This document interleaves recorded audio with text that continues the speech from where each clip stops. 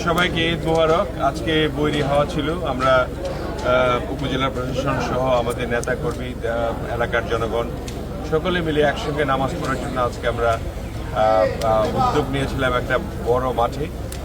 বৈরী আবহাওয়ার জন্য আমরা সেটা করতে পারলাম না। আমরা মসজিদে মসজিদে নামাজ পড়ছি এবং এটা দেওয়ানগঞ্জ বাজারের সবচেয়ে বড় মসজিদ। এখানে আজকে ঈদ উল ফিতরের নামাজ অনুষ্ঠিত হলো। সেই এখানে আমরা শুভেচ্ছা বিনিময় করলাম।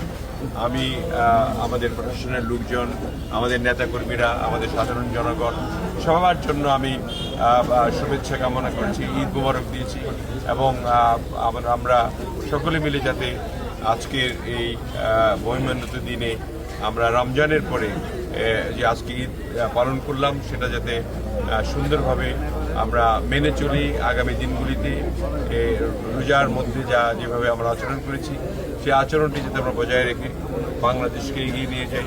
জনাব তারেক রহমানের শুভেচ্ছা, ঈদ শুভেচ্ছা আমি পৌঁছে দিয়েছি সবার কাছে এবং সরকারের তরফ থেকে যে সমস্ত পদক্ষেপগুলি গ্রহণ করা হয়েছে সকলের সহযোগিতা কামনা করেছি।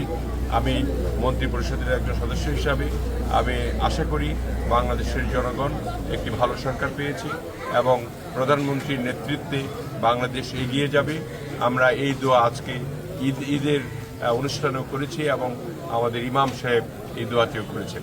আমরা আশা করি সকলে মিলে আমরা আগামী দিনে ভালো একটি বাংলাদেশ দেখব।